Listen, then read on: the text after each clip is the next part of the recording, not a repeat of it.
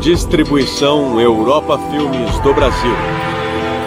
Versão brasileira Lip-Sync, São Paulo. História das religiões.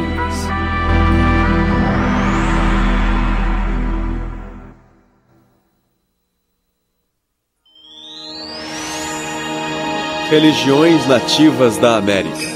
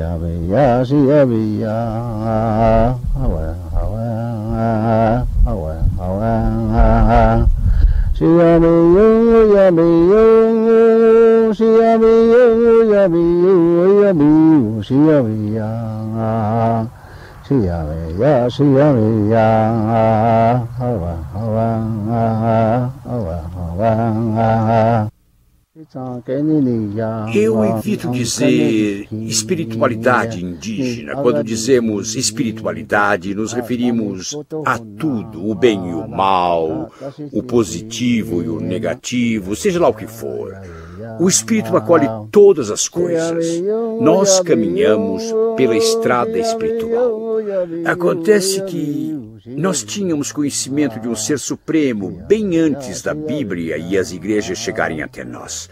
Tínhamos uma ligação com o grande Criador, e na minha tribo em particular, que é a Muskogee Creek, nós o chamamos de Opanga, aquele que cuida de tudo na vida.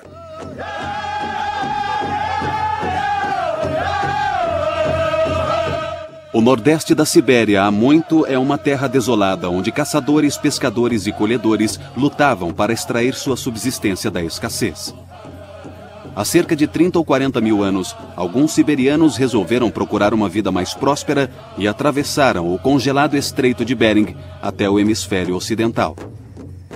Aqueles que ficaram para trás tornaram-se os povos da Mongólia.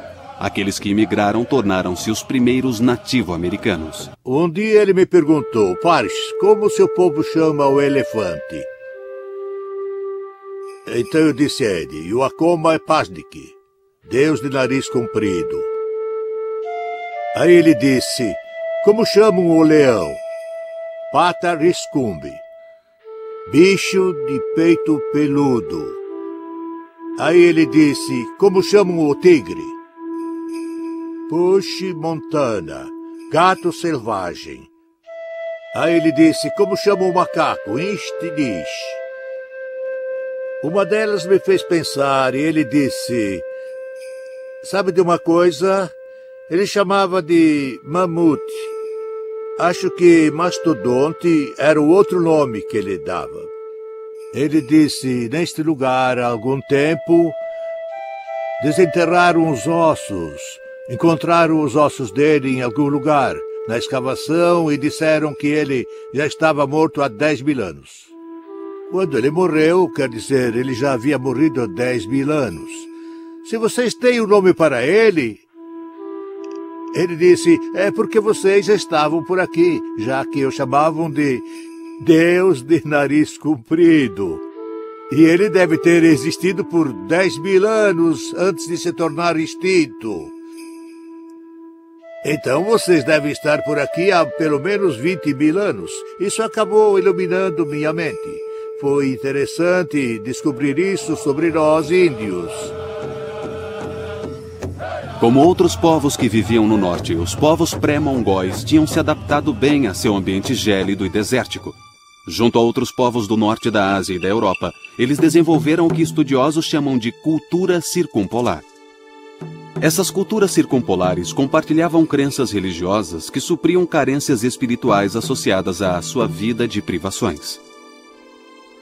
O mundo deles era miraculoso, cheio de espíritos sobrenaturais que controlavam uma realidade natural ameaçadora.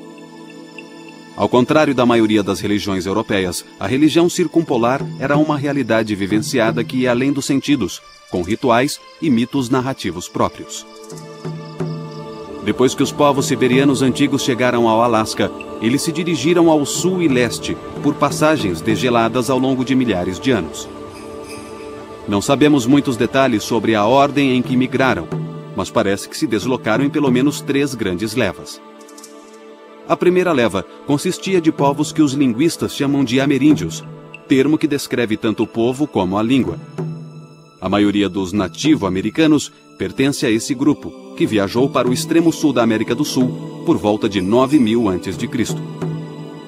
A segunda família linguística eram os Anaadene, que incluía várias tribos que se estabeleceram na costa noroeste, e as tribos Athabascan, das terras do oeste do Canadá. Os Anaadene podem ter chegado por volta de 7000 a.C. A terceira invasão foi a dos Esquimós e dos Aleutas, que vieram para as Américas por volta de 5000 anos atrás. O cerimonialismo animal e a crença num mestre dos animais foram talvez os traços mais marcantes da religião circumpolar. Ao contrário do cristianismo, não vemos a humanidade como superior. Não achamos que os humanos tenham sido tocados por uma divindade que assim os fez superiores a um veado, a um urso ou a qualquer outra coisa viva. Não achamos que os humanos tenham um lugar especial no ciclo da vida na Mãe Terra. Achamos que todos são iguais. Mas também havia cultos localizados, dedicados a um lugar sagrado. Outros cultos se dedicavam a um determinado conceito da ordem cósmica. E como em outros cultos indígenas ao redor do mundo, as culturas circumpolares acreditavam em curandeiros em transe ou xamãs. O curandeiro ou curandeira entende de música. Ele entende de filosofia, de arte, de história e de religião. Se um desses conhecimentos for excluído, os outros não farão sentido. Os curandeiros eram bem mais comuns que curandeiras e acreditava-se que eles recebiam suas bênçãos de um ou de vários espíritos conhecidos por suas diversas capacidades sobrenaturais. Xamã é uma palavra tungúzia, que significa curandeiro inspirado. Ele é um visionário em transe, cujo papel é mediar as relações entre seu grupo social e os poderes sobrenaturais. Geralmente, o xamã envia a própria alma ou o próprio espírito guardião para recuperar a alma de um enfermo do reino dos mortos. O xamã usa suas técnicas espirituais para expulsar doenças que eles acreditam serem causadas por espíritos malignos. Na maioria das doenças e dos ferimentos, o xamã tentava expulsar o espírito maligno dançando freneticamente até entrar em transe, às vezes sacudindo o chamado cajado do demônio ao dançar. Uma dessas danças de cura mais interessantes incluía um boneco esculpido em forma de gente, por vezes vestido em pele de caribu. O boneco era animado. Acreditava-se que ele ganhava vida e corria solto enquanto as pessoas dormiam. Meu pai e meu avô, talvez 2 ou 4 gerações, vieram assim. Se você é criado por um curandeiro, teve o meu avô e teve o meu pai. Os dois eram curandeiros. A minha mãe e o meu avô queriam que eu fosse um curandeiro quando crescesse. Por isso falaram sobre isso, se reuniram e me escolheram. Pelo que o meu avô dizia, os curandeiros são pessoas muito especiais. Do contrário, qualquer um poderia ser curandeiro. Mas hoje é diferente, então você sabe disso. As canções que entoamos contam histórias. Algumas, aquela que eu cantei há pouco era uma oração, uma prece. Mas uma canção de fundo social é diferente. Por exemplo, um jovem com uns 10 anos de idade começa a sonhar sobre coisas que curam. Ele ouve cantos e conta para todos. Quando isso acontece, peço que ele não conte a ninguém, só a mim. Assim eu ensino, sabe? Eu dou conselhos a ele. Ele vai aprender vários cantos diferentes e o Deus vai dizer a ele que tipo de cantos ele deve entoar. Se for um canto de horror, ele diz. Se for de choro, ele diz, mas ele não pode contar a ninguém. Aí no futuro, dali uns 6 meses ou 1 ano, ele vai sonhar que pode sair pelo mundo cantando. E aí pode ficar com os cantos. Mas se sonhar com um canto e contar a alguém no dia seguinte, aquele sonho vai desaparecer e não volta mais. Os xamãs Athabascan compartilhavam muitos, mas não todos, os conceitos de outros povos circumpolares. Os Tanaina, por exemplo, acreditavam num deus superior que vivia na estrela polar e vagava pelo céu. Em tempos de penúria, os Tanainas levantavam o braço direito e faziam um apelo ao Deus superior pedindo comida ou outras coisas. Eles acreditavam que na hora da morte, o sopro de vida da pessoa elevava-se ao céu e que a sombra de seu espírito ficava aqui por um tempo, antes de desaparecer nos subterrâneos da terra. Este conceito de 2 almas num só corpo era comum entre as tribos americanas e do norte da Eurásia. A religião algonquina, da região leste da América do Norte, tinha muitas características das religiões circumpolares do Ártico europeu e asiático.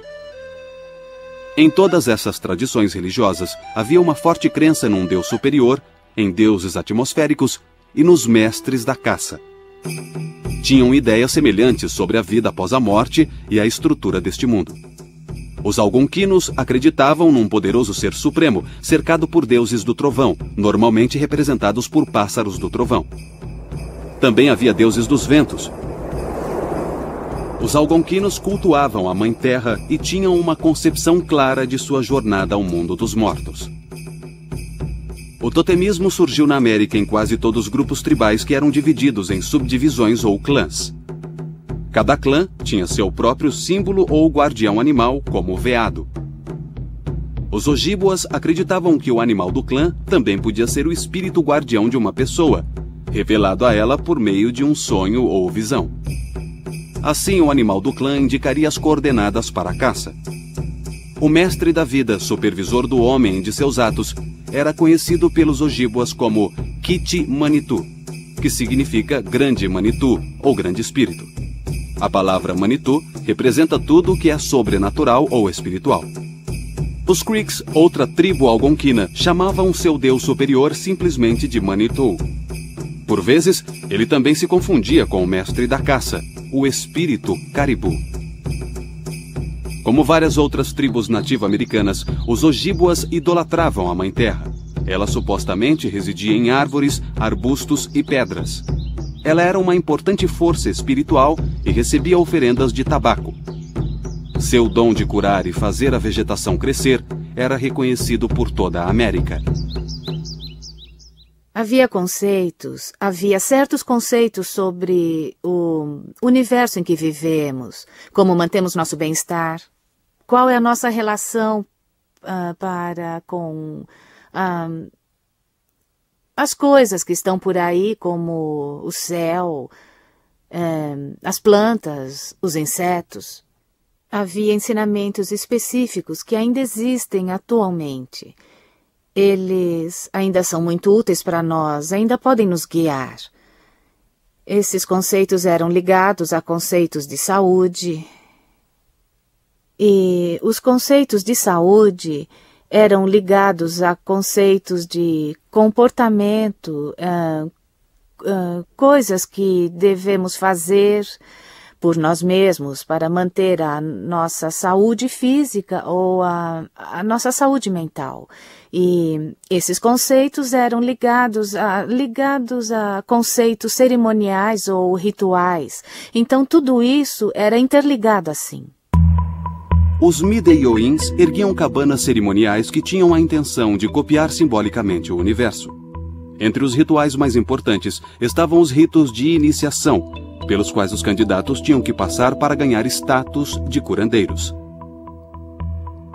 Eles aprendiam os conhecimentos da tribo estudando botânica, mitos de criação, exigências cerimoniais e assim por diante. Depois desse curso, o candidato era submetido a um ritual de morte e ressuscitação. Um sacerdote enfiava figurativamente uma concha branca no corpo do candidato, tocando-o com um sachê medicinal.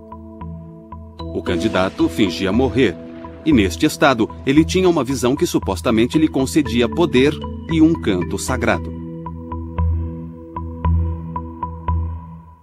Este era o canto de oração. Você viajava a qualquer lugar. E o Supremo o abençoava e o protegia aonde quer que você fosse. Os primeiros Ojibwas e seus vizinhos algonquinos acreditavam na vida após a morte.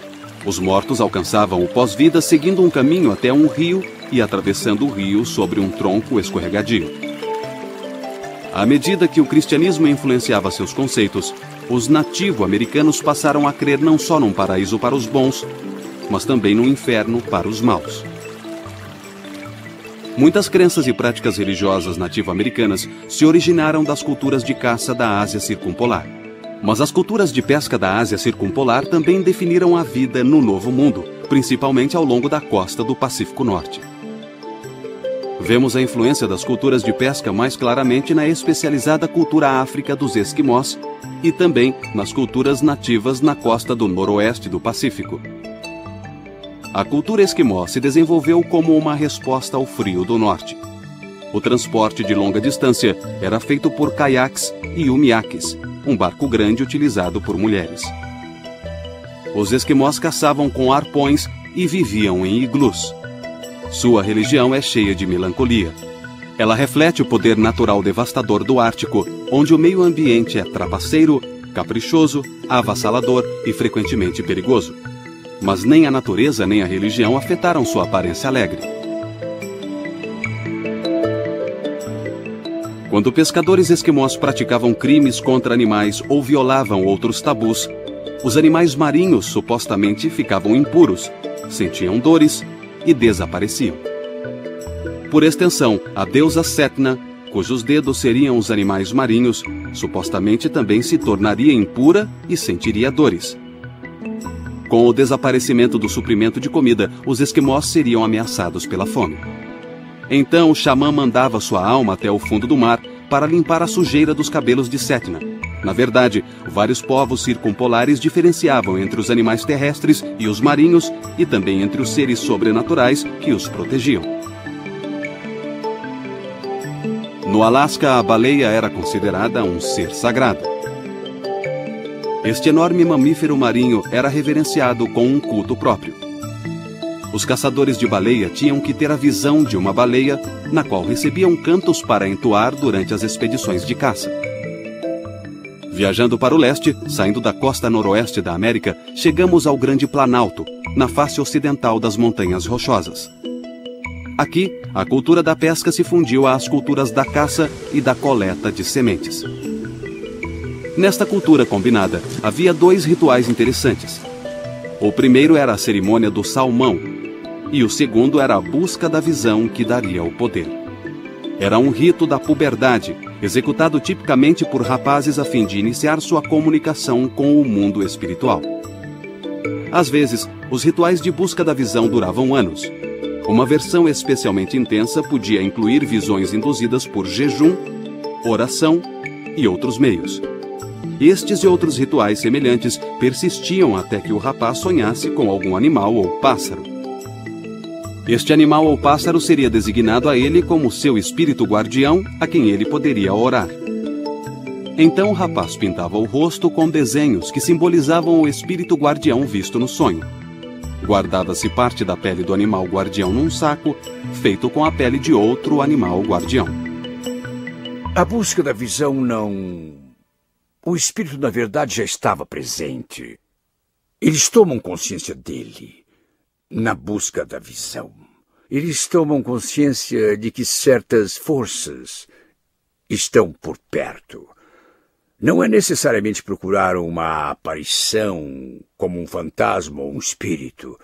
É uma ligação, uma comunicação com os poderes superiores e com a sabedoria superior. E como eles concedem certas coisas a você. Como o padrinho de um certo rapaz Em busca da visão, é minha função interpretar tudo isso para ele.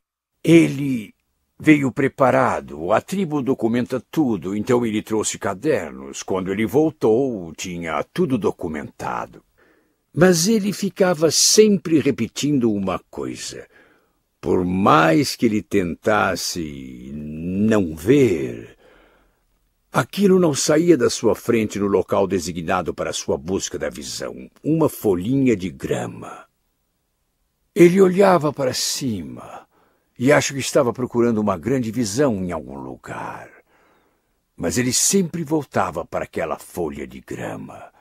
Então, eu disse, esse é o seu poder, filho. Aquela folhinha de grama. Ele disse, o quê?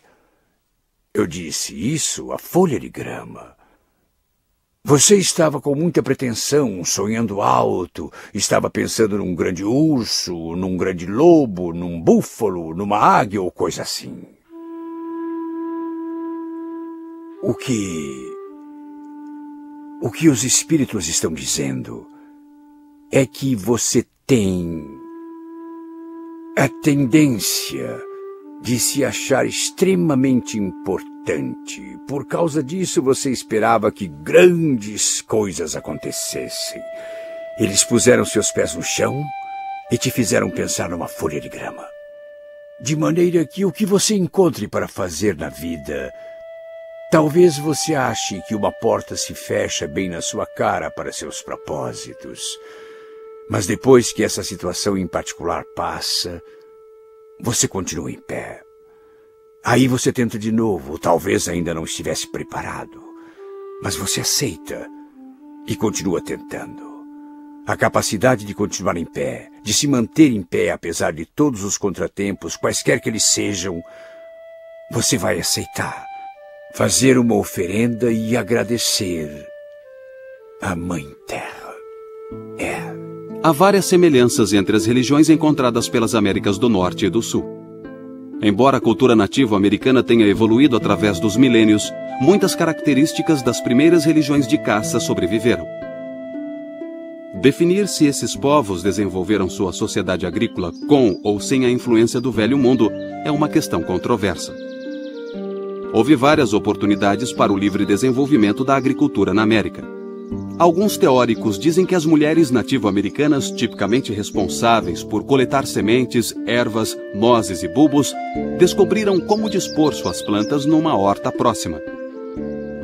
As mulheres contribuíram com a história econômica plantando maize, ou seja, milho, na América do Norte, na América Central e nos Andes da América do Sul.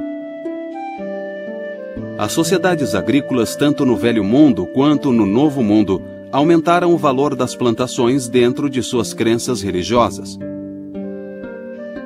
Tornou-se comum atribuir características humanas a plantações ou a animais, uma prática conhecida como antropomorfismo. Assim como as culturas de caça faziam ritos e banquetes para dar graças e celebrar uma boa caça, os agricultores também passaram a praticar ritos de fertilidade. Plantar, germinar, semear e colher tornaram-se ocasiões para a celebração e idolatria. As sociedades agrícolas geralmente organizavam o calendário de festas em torno do ciclo de plantação. Esse calendário, por vezes, se tornava tão cheio de festas que o ano inteiro era repleto de cerimônias religiosas festivas. A vida religiosa nativa americana em geral se caracterizava por seu cerimonialismo, no qual até um único passo assumia importância simbólica. As cerimônias nativas, então, passaram a ser chamadas de danças.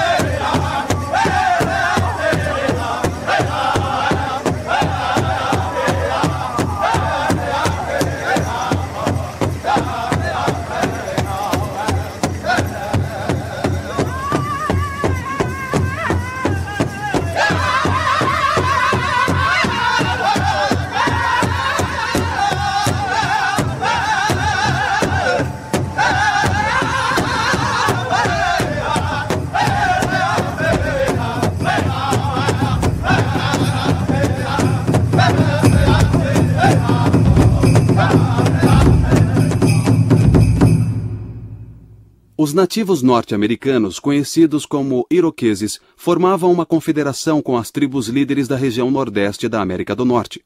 Eles viviam ao sul e ao leste do Lago Ontário, não muito longe dos Algonquinos.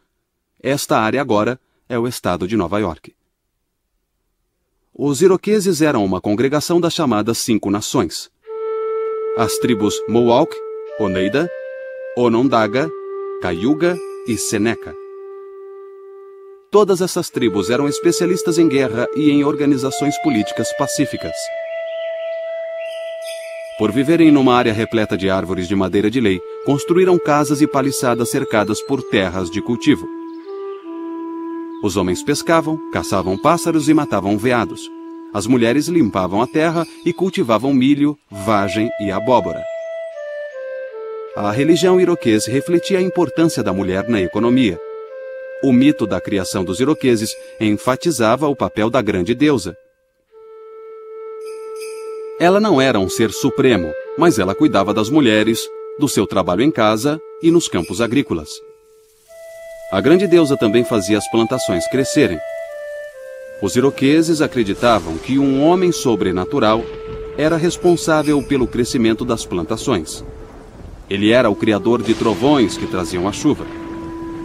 As orações eram dirigidas ao criador de trovões na semeadura e mais tarde no outono após a colheita.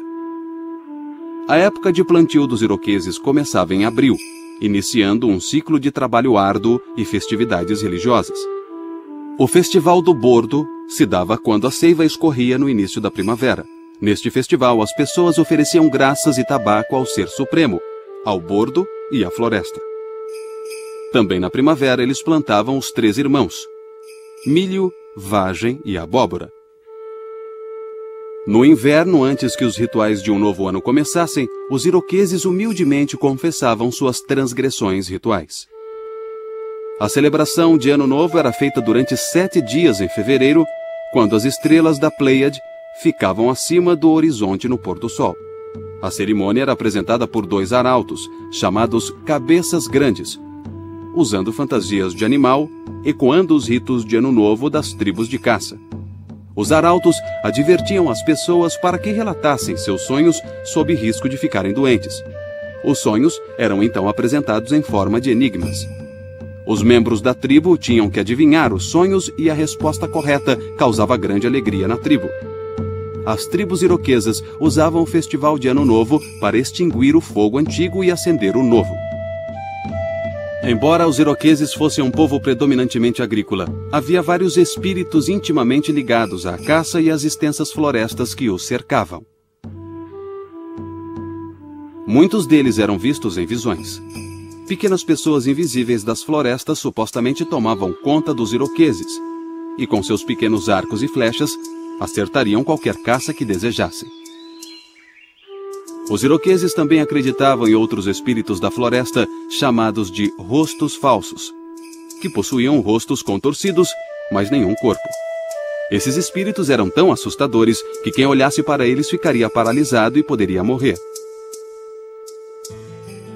A sociedade de rostos falsos iroqueses era composta daqueles que tinham sonhado com os rostos falsos durante uma doença. A sociedade os curava espalhando cinzas quentes sobre seus corpos. Após a recuperação, o paciente juntava-se à sociedade, usando uma máscara de madeira para retratar o espírito de um determinado rosto falso. Vemos uma evolução gradual a partir da época dos primeiros cultivos de abóboras por volta de 7.000 a.C., até o cultivo do milho, que começou entre 5.000 e 2.500 a.C. A tradição cultural mesoamericana evoluiu então gradualmente para a primeira cultura avançada, ou alta cultura, formada por volta de 2.000 anos antes de Cristo. As aldeias começaram a ser absorvidas por unidades territoriais maiores. Capitais emergiram. Centros cerimoniais floresceram. Primeiro, houve pirâmides de topo achatado, depois pirâmides com templos e palácios. As figuras de argila simbolizavam deusas da fertilidade e deuses da chuva. O deus serpente de plumas aparecia em obras de arte. Podemos chamar essa era de período pré-clássico, que transcorreu de 1000 a.C. até 200 depois de Cristo. Exemplos desse estágio pré-clássico do desenvolvimento mesoamericano podem ser vistos nas culturas Pueblo do sudoeste e nas culturas do Vale do Mississippi. A seguir veio a Era Clássica Mesoamericana, que durou de 200 depois de Cristo até 900 depois de Cristo. A religião maia, presente no que é hoje o sul do México e a Guatemala, foi um exemplo primoroso de uma cultura mesoamericana clássica. Uma divindade maia muito poderosa era o destrutivo deus da morte. Esse deus era retratado tendo um crânio por rosto e um esqueleto a brotar do seu corpo decomposto. Com seu bando de demônios, o deus da morte morava no 9º ou mais profundo submundo. Seu reino era de fome, frio e sofrimento, o destino das pessoas más após a morte. As boas pessoas, por outro lado, reuniam-se num paraíso celestial. Entre elas havia guerreiros que tinham morrido em batalha, mulheres mortas no parto e aqueles que cometeram suicídio. Muitas mentes doentias tiravam as próprias vidas indo para essa terra maravilhosa. O culto ficava inteiramente sob o cuidado dos sacerdotes. Suas oferendas incluíam animais, legumes, flores e penas do belo pássaro Quetzal. Quando as guerras começaram a afligir a nação maia, seres humanos também foram sacrificados. Por volta de 1325 d.C., o reino azteca foi estabelecido no Vale do México, e isso marcou o início do período pós-clássico. Os sacerdotes aztecas reconheciam um tipo de deus superior, mas entre os deuses populares não havia nenhum ser supremo. O ser supremo, portanto, permanecia uma vaga entidade e várias divindades populares lutavam por esse papel. Um ser supremo em potencial era o deus tribal Huitzilopochtli, que teria protegido o povo durante a invasão do que hoje é a cidade do México. Esse deus aparecia em visões como uma águia lutando com uma serpente, um aclamado tema mitológico que simbolizava o dualismo dos poderes superiores e inferiores. Huitzilopochtli também era deus do sol e dos guerreiros. Mas também havia outros deuses do sol. Quando os astecas conquistaram o Planalto Central do México, eles se apropriaram dos deuses da região, inclusive Quetzalcóatl, um deus trajando um manto das penas do pássaro Quetzal. Quetzalcóatl fazia o papel de herói cultural ancestral real e deus dos sacerdotes. Assim como outros deuses, ele estaria ligado ao mundo das estrelas. Ele era Vênus, a estrela Vésper que reaparece como estrela da manhã. A maioria dos deuses astecas era de deuses da fertilidade. A grande mãe Terra era a mãe dos deuses e dos seres humanos.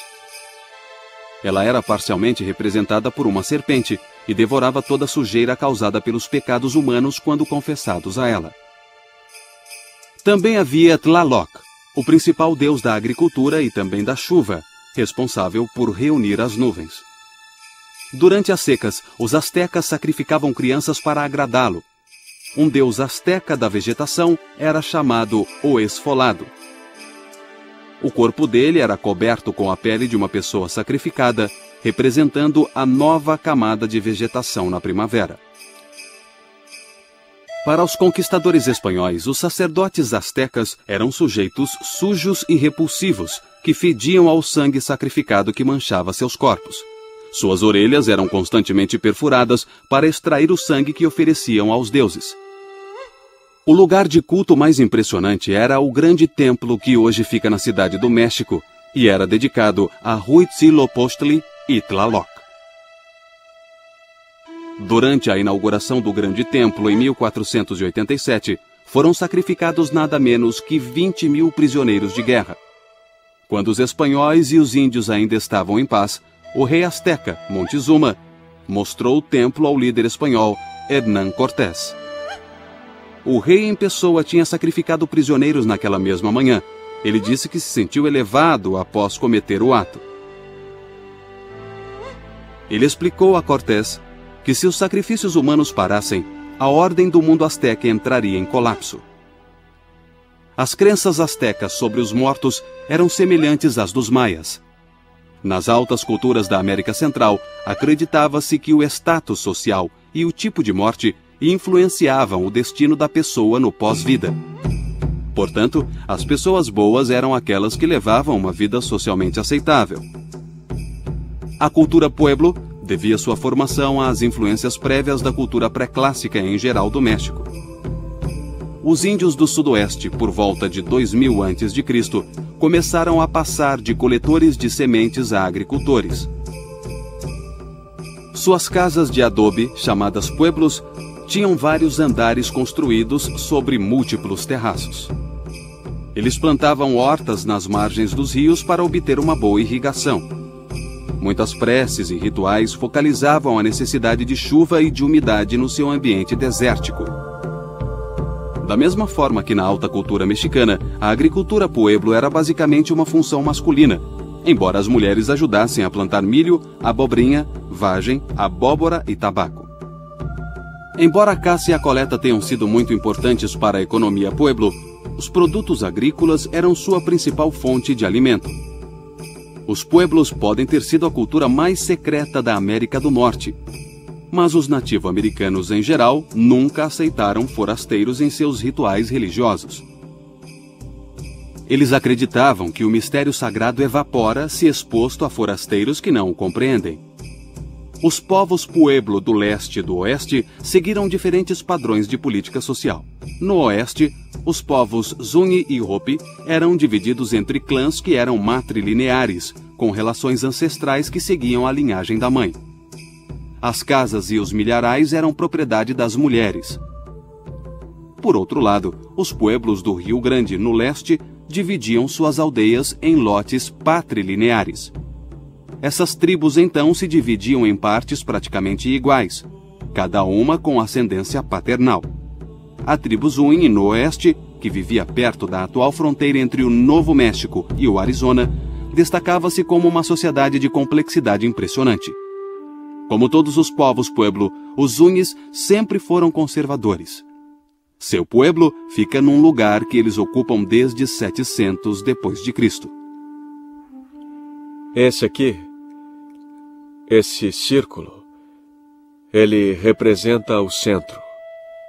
Seus rituais pouco mudaram ao longo dos séculos.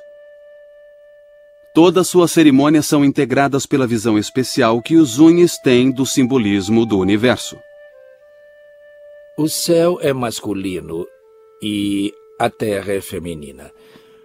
O ar e a luz do sol são masculinos. A terra e a água são femininas. Então, nós somos um produto de nosso pai e nossa mãe.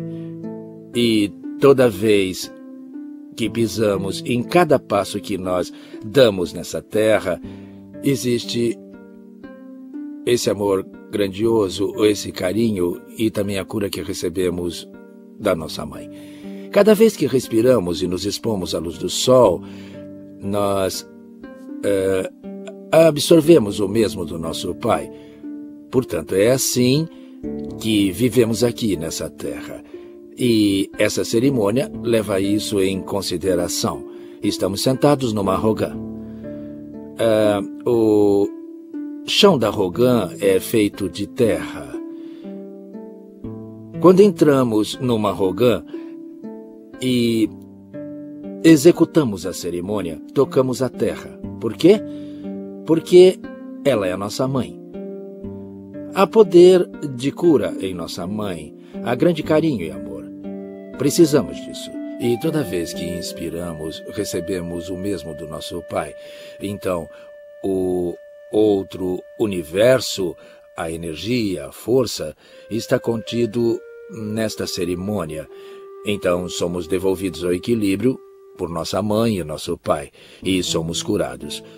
Quando somos curados, nós recuperamos nossa coragem, nossa confiança, e essa é a nossa crença. Essa é a nossa mensagem. Nós, nativo-americanos, vivemos em harmonia com a natureza. Antes de 1700 d.C., várias aldeias que cultivavam o milho nas planícies a oeste combinavam a agricultura com a caça.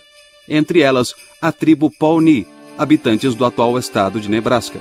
A cultura Pawnee era bastante peculiar e agrupava tradições tanto do leste quanto do sudoeste. Os Pawnees criaram o que podemos chamar de religião de pradaria.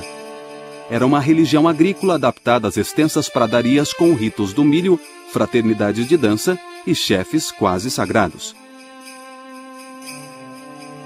Sua religião parcialmente descendia das religiões do México. A cada primavera, eles sacrificavam uma virgem à estrela da manhã. Ela morria por ferimentos à flecha. No século XVIII, nômades das tribos Dakotas e Algonquinas do norte chegaram às planícies. Eles foram expulsos de seu tradicional território de caça devido à expansão dos colonizadores europeus. Os acessórios culturais dos algonquinos e dos dakotas incluíam as tendas. Também adquiriram o cavalo e as armas de fogo com os brancos. Agora, esses novos imigrantes lutavam e faziam permuta com as tribos mais sedentárias, como os Pawnees. A fusão dessas culturas produziu a rica cultura da planície, que dominou a região oeste da América do Norte por pouco mais de 100 anos, entre 1750 e 1880. Foi a última das grandes culturas nativo-americanas independentes. Em meados do verão de 1832, o famoso pintor George Catlin vivenciou intensamente cenas da chamada medicina tribal entre o povo Mandan e um braço das tribos Dakotas. Segundo Catlin, a cerimônia Mandan tinha 3 atos. Primeiro havia um ritual que celebrava o desaparecimento da grande inundação, que para os Mandans era o começo da existência humana. Depois, a dança do touro, para pedir búfalos para a caça. E por fim, os jovens da tribo eram convidados a se tornar homens e guerreiros. Catlin descreveu como os adolescentes Mandan se fortaleciam pela tortura no quarto e último dia do rito, quando já estavam enfraquecidos por falta de comida, bebida e sono. Em 4 dias de dança do sol, aprendíamos que você está ali para se sacrificar, para ter entendimento sobre o ciclo da vida. Então ficávamos ali durante 4 dias e sacrificávamos a única coisa importante para nós, ou seja, o nosso sangue, o nosso suor, e éramos privados dos prazeres mundanos durante aqueles 8 dias.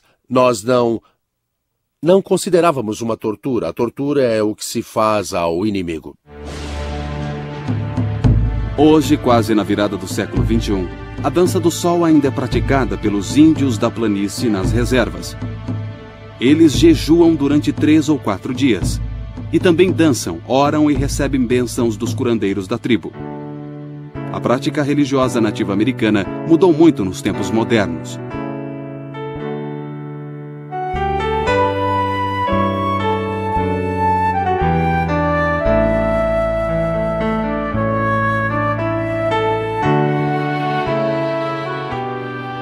Enquanto vários membros das antigas tradições nativas assimilaram a cultura à sua volta, os restantes lutam para preservar as coisas que davam sentido a muitas gerações de ancestrais. Como acontece com a vida religiosa moderna em geral, ainda é incerto por quanto tempo conseguirão persistir.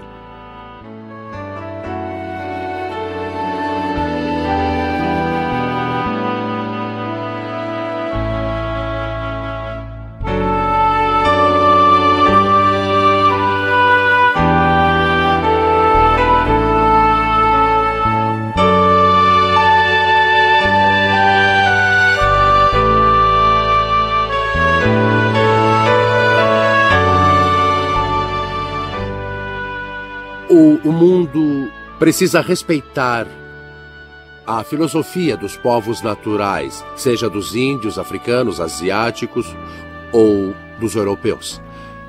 Essa filosofia de inter-relação é o que queremos dar ao mundo, mas ninguém deveria invadir as cerimônias de outra tribo e achar que vai conseguir entender e conhecer aquela tribo só de assistir às cerimônias, porque isso não basta. até mesmo nos dias de hoje, esses ensinamentos continuam vivos e ainda são valiosos para nós. Infelizmente, muitos que fazem parte do nosso povo acham que precisam escolher.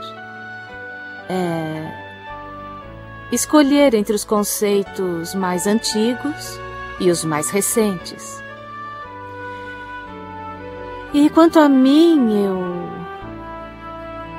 escolhi o caminho mais antigo.